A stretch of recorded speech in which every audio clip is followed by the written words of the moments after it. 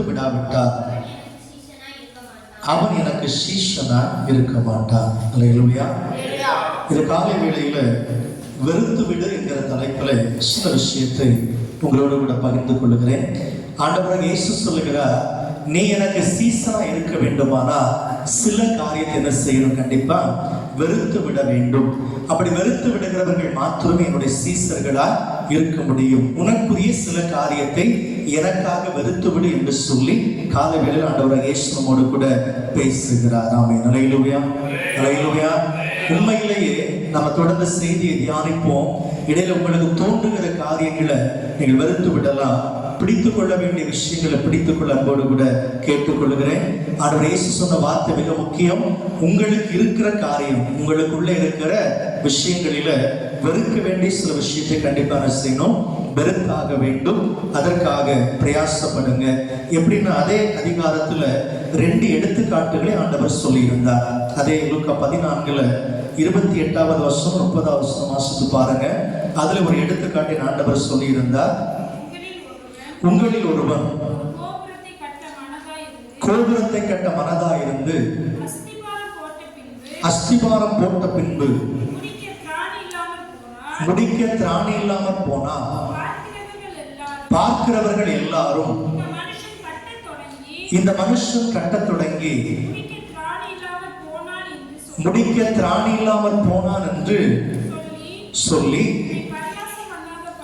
பரியாசம் பண்ணாதபடிக்கு அதை கட்டி தீர்க்கிறதற்கு தனக்கு நிர்வாகம் உண்டோ இல்லையோ என்று முன்பு அவன் உட்கார்ந்து செல்லும் செலவை கணக்கு பாராமல் இருப்பானோ? அல்லேலூயா. வசனம் புரிஞ்சிருக்கும்னு நினைக்கிறேன். ஒருவேளை நம்மளில் ஒருவர் சபையா இருக்கட்டும், கோபுரமா இருக்கட்டும், வீடா இருக்கட்டும், கட்ட வேண்டும் என்று சொல்லி முதல்ல யோசிக்கிற போது உடனடியாக கட்டி விடுவோமா?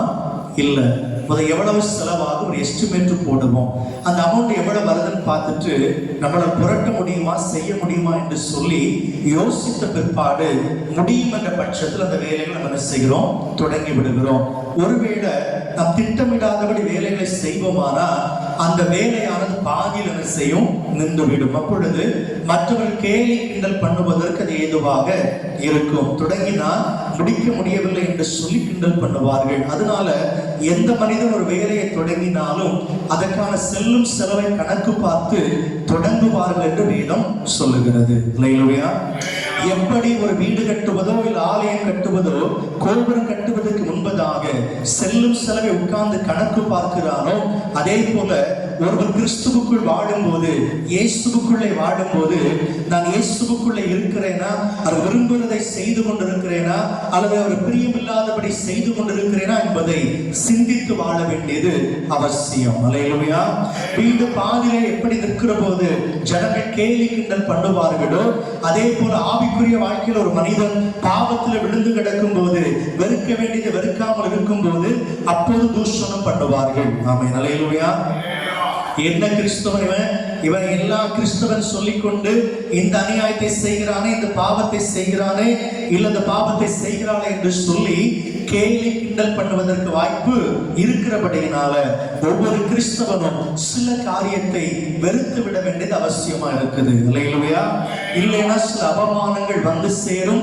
உங்களுக்கும் எனக்கு மாத்திரமல்ல, படைத்த தேவனுக்கே வந்து சேரும். ஆமென். இரண்டாவதா இன்னொரு உதாரணத்தை சொல்லி இருந்தார். அதே லூக்கா 14:31-32 வாசிக்கலாம். ஒரு ராஜா மற்ற ராஜாவோட யுத்தம் செய்ய போகிற போது தன்னோடு 20,000 சேவகரோடு வருகிற அவனை 10,000 சேவகர்களை கொண்டு எதற்கு கூடுமோ கூடாதோ என்று முன்பு உட்கார்ந்து ஆலோசனை பண்ணாமல் இருப்பானோ? கூடாது என்று கண்டால் மற்றவன் இன்னும் தூரத்தில் இருக்கும் போது ஸ்தானாதிபதிகளை அனுப்பி சமாதானத்துக்கானவைகளை கேட்டுக்கொள்வானே. அல்லேலூயா. இது புரிஞ்சுச்சு உங்களுக்கு? ரெண்டு ராஜாக்களை குறித்து சொல்லப்படுகிறது. ஒரு ராஜா தன் தேசத்தில் அமர்ந்திருக்கும் போது இனி ஒரு ராஜா அந்த தேசத்தோடு என்ன பண்ணுகிறான்? யுத்தம் பண்ண வருகிறான். யுத்தம் பண்ண வருகிறவன் 20,000 படை வீரரோடு வருகிறான். இந்த ராஜாவுக்கு வெறும் 10,000 படையாட்கள் மட்டுமே இருக்கிறாங்க.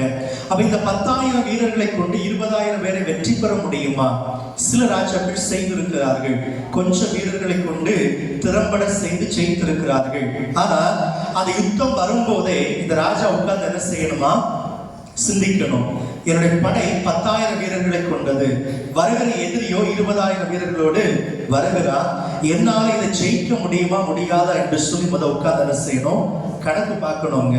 அங்க யோசித்து பார்த்துட்டு ஒருவேளை அது ஜெயிக்க முடியாது என்று கண்டா அவன் யுத்தம் பண்ணி அழித்து கொண்டு போவதற்கு பதிலாக தன் ஸ்தானாதிபதிகள் அனுப்பி வெள்ளை கொடியை கொடுத்து சமாதானம் பண்ணுவதற்கு ஏதுவாக இருக்கும். ஆமென். அல்லேலூயா. அது சமாதானம் பண்ண வேண்டும் என்றுதான் வேதம் நமக்கு கற்றுக் கொடுக்கிறது.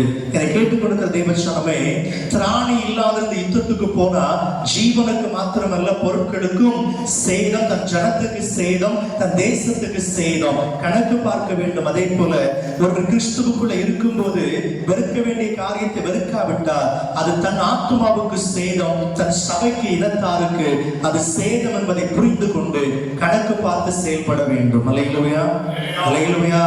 அப்ப நீங்க இல்லைன்னா கர்த்தருக்கு பிரியமில்லாத சில காரியத்தை செய்வேனானா என் ஆத்மாவுக்கு கேடு, உங்க ஆத்மாவுக்கு கேடு, உங்க குடும்பத்துக்கு கேடு, சபைக்கும் அது கேடாகத்தான் இருக்கும். எனவே கர்த்தர் சொல்லுகிறார், நீ உனக்குள்ள சில விஷயத்தை என்ன செய்து வெறுத்து விடு. ஆமென். அல்லேலூயா. வெறுத்து விட்டுட்டோம்னா சொன்ன அவமானம் நமக்கு வராது, 2 சொன்ன அழிவுகளும் நமக்கு வராது.